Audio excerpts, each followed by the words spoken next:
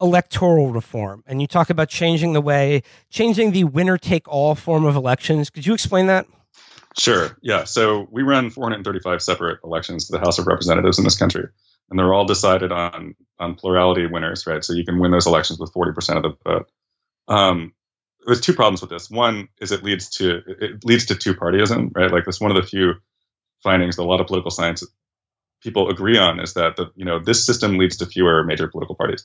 60% of Americans say that they want a third or fourth choice when they go to vote. And our electoral system really mitigates against that. Okay, so that's one problem.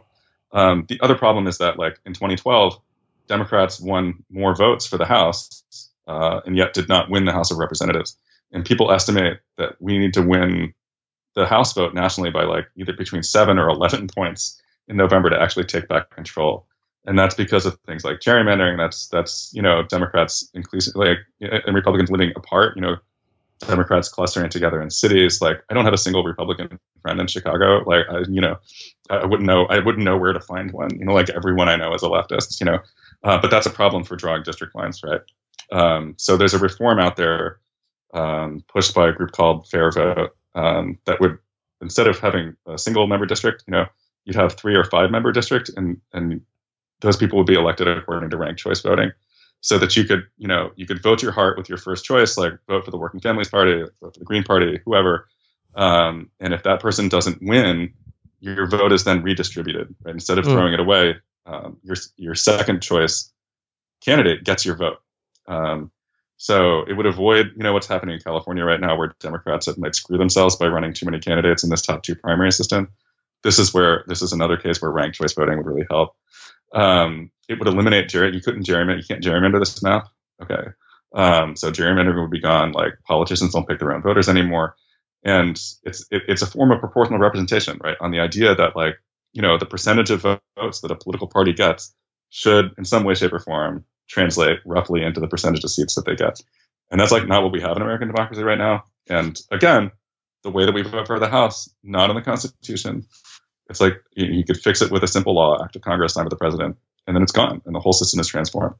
And I think Americans would really like the system that comes out of that. I think we'd have 4 or 5 parties in Congress, and people would no longer feel like they have to vote for a party that doesn't really represent what they believe, which is, I think, another thing that contributes to the decline of the system. People are checked out of it. Yeah, I mean, it also contributes to, I mean, this gets to the last thing, which is about voter suppression, but also voter turnout. Like, what you're describing also deeply demoralizes people from the electoral process.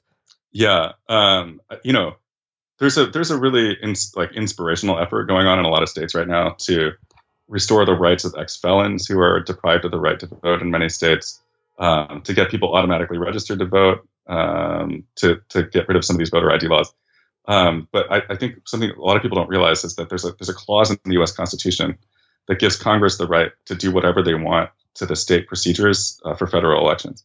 So all of these things are something that could be wiped away with a single piece of national legislation. I call it the Modern Voting Rights Act. It could outlaw voter ID laws that are clearly designed to suppress the minority vote. It could create automatic voter registration, so that you don't have to navigate this, like, complex bureaucracy to get registered to vote. You just are registered to vote.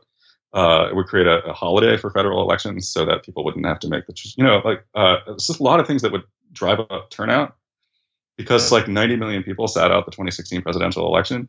And a lot of that was because of the candidates, but a lot of it is because there's so many different ways that people are prevented or discouraged from voting in this country. And there's one thing we know about those 90 million people that didn't vote, is that they're less educated, they're less well off. They're people that we know statistically would vote for the left in higher numbers than they would for the right. So to me, this is just like, it's like a slam dunk. It's another month one thing. You come out with this expansive piece of legislation that fixes a lot of these problems. I think you saw the impact of this in Virginia when they reenfranchised like 170,000 ex-felons, and then magically Democrats blew out their polling projections. So it's another thing that I'm like, I cannot believe that this wasn't addressed the last time Democrats held unified power in DC. But hopefully they'll have another opportunity, and I think it's really important because when turnout goes up, the fortunes of the left go up too. I think it's pretty simple. We've gone through now the strategies that you lay out for sort of keeping and maintaining power and making it possible to achieve the kind of legislation in society that we'd all like to live in. However, in reading your book, like in going through this, there's this idea that like the Democrats have to take back power to do any of this stuff. But I'm wondering, like in reading this book, I felt like it's sort of, obviously the Republican Party is what we're concerned about because they control government.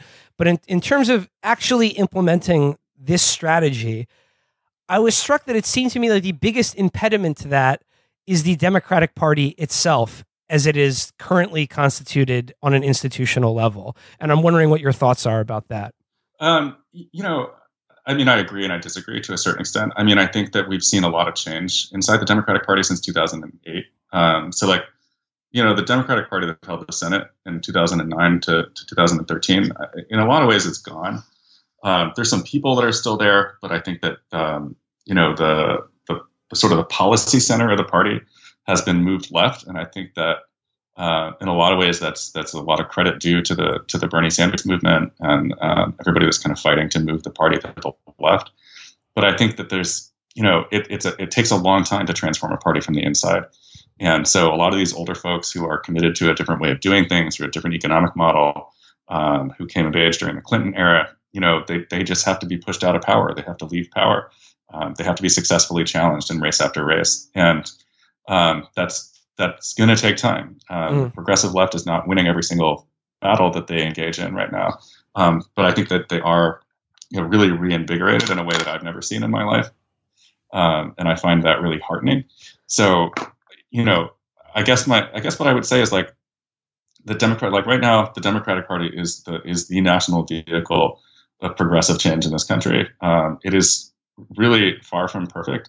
I think there's some people that need to go, you know, starting with the 17 people that voted to get Dodd-Frank. There's a lot of people, particularly in the Senate, who are wedded to old institutions and norms that are dead, and who just don't get it. Like I think that they don't get what people feel like everyday people feel are the problems in this country. But I do think that we'd be better off under a Democratic government than we would under a Republican, and that we can simultaneously try to make that happen. Hold people in the party accountable once they get into office, and if they stray too far off the reservation, then we challenge them in primaries. Get much more aggressive about that, just like the Republicans have done. You know, and I'm thinking about like the left's relationship to organized labor. You know, they were promised card check in 2008, and they never got it. And so that's the kind of policy stuff that. What the real trick there is maintaining engagement for the left beyond the election itself. So when we get into, you know, if and when we get into power in 2021, we can't just be like, all right, cool, like everything's solved, because then you're going to see the parents are back. Democratic politicians just like sort of like they'll sniff the money in the wind and they'll just like walk off towards it if we don't hold them accountable, if we don't get the right kind of people into office.